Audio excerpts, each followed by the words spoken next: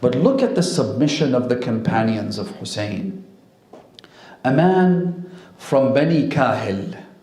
This individual was perhaps the oldest member of the camp of Imam al-Husain. He approached him on the day of Ashura. Historians say that he had eyebrows that were so long and had turned white. By the way, eyebrows are the last strands of hair that turn gray, right? He was so old, in his 90s.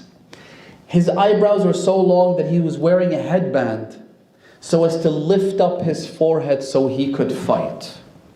He came to Abu Abdullah al-Husayn to ask him for permission to go and to fight in his way. The Imam said to him, "May Allah bless you, rahimakallahu ya Shaykh.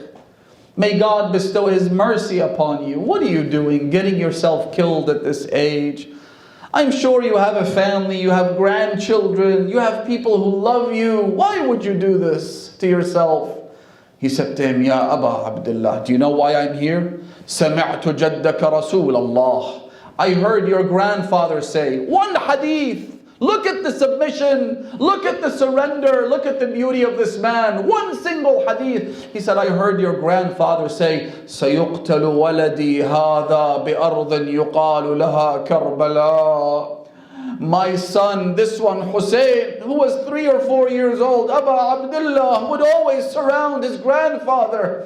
He will be killed in a land called Karbala. فَمَنْ شَهِدَ الْمَوْقِفَ فَلْيَنْصُرْهُ. Whoever witnesses that day, then I ask him to support my son. Ya Abu Abdullah, I have been waiting here for months or years. Some historians say that this man had camped around Karbala, waiting for the moment Abu Abdullah should arrive so that he could help him. I have been waiting here for so long so that I would defend you, so that I would die in your way, Ya Abu Abdullah al-Husayn. All of the companions of Imam al-Husayn had such surrender to the truth, such surrender to Abu Abdullah, that they came and gathered around on the eve of Ashura. They made a pact amongst themselves. What did they say? They said, "By God, tomorrow, when day breaks on the day of Ashura, we shall fight and all be killed before any member of Bani Hashim receives any harm from the enemies and from the army of Ibn Sa'd."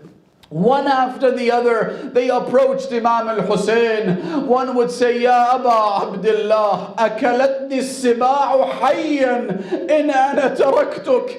Oh Aba Abdullah, may the lions eat me alive should I ever leave you. Another one would say, "Ya Aba Abdullah, you're asking us to leave because Imam al-Husayn told them, إِنَّ هَذَا اللَّيْلِ قَدْ غَشِيَكُمْ فَاتَّخِذُوهُ جَمَلًا." Do you see this dark night? Use it to save your lives. Each one of you should take the hand of one of my family members. Leave. These people only want to kill me. They want nothing to do with you. So he said to the Imam, "Ya Aba Abdullah, you want us to leave so that we would remain alive after you? Wallah, we don't want to see another day without Husain being amongst us, without our master being ahead of us." Another one came to the Imam. I believe it was Muslim ibn Awsajah. He said to him, "Ya Aba Abdullah, Ruhi laka al-fida. May my soul be sacrificed for you. I am here to die before any harm reaches you. And tomorrow I am waiting to sheath my sword within the chests of your enemies. I will fight and fight for as long as I have a sword. If I lose my sword, I will use rocks. Whatever happens to me, Ya Aba Abdullah, I am here to die for you."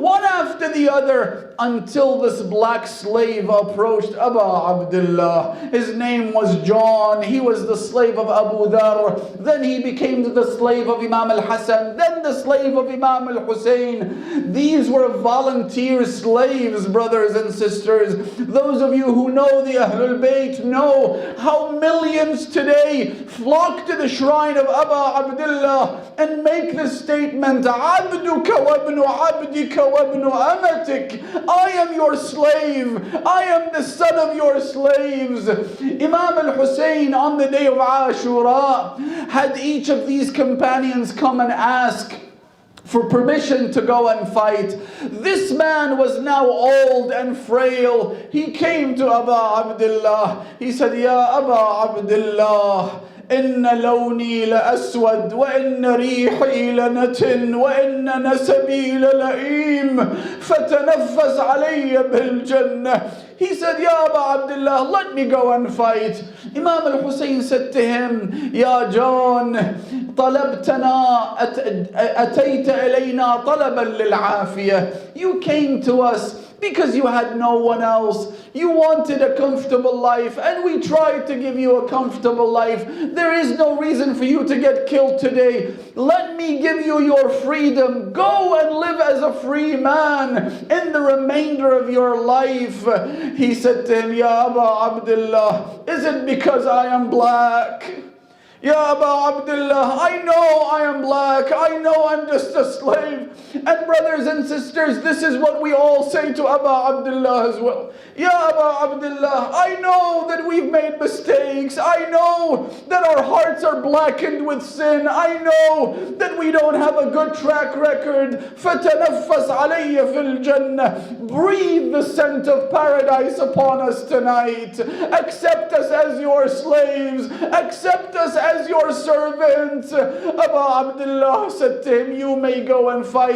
May Allah bless you. He went and fought until he fell to the ground. Imam al-Husayn rushed to him. When he got to him, he made a prayer. He said, Allahumma bayyid wajhah wa tayyib rihah. Oh Allah, take him to paradise, give him a beautiful fragrance, and introduce him to my grandfather Rasulullah. Imam al-Baqir says, it's a hadith. The Imam quotes his father, Imam Zayn al-Abidin, as saying that when Bani Asad came a few days later to collect the bodies and to bury the bodies, when they arrived at the body of Joan, the slave of Imam al-Husayn, they smelt the most beautiful fragrance, the dua of Aba Abdullah al-Husayn. Another man by the name of Aslam was a Turkish slave. He's the one who, when he fell to the ground, his eyes were closed, he was wounded and gushing from his wounds. Suddenly he opened his eyes because he felt a warmth on his cheek. He opened his eyes and he saw Aba Abdullah al-Husayn with his cheeks pressing against his cheek. And he said, Man mithli wa ibnu binti Rasulillah wadi'un khaddahu ala khaddi. Who is like me today? What a victory this is! The son of the daughter of Rasulullah is pressing with his cheek against my cheek. I say to this Turkish slave, Ya Aslam, now you have Aba Abdullah comforting you, but where were you when Imam al-Husayn was in that ditch and Shimr ibn Dhil Jawshan was approaching him? Lady Zainab saying, Ama fikum Muslim? Is there not a Muslim among you? No one is there to comfort Aba Abdullah. La hawla wa la quwwata illa billah al-ali al-azim.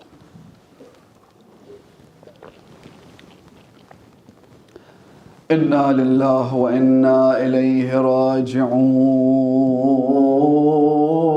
wa sayalamu alladhina zalamu ayya munqalab yanqalibun wal 'aqibatu lil muttaqin.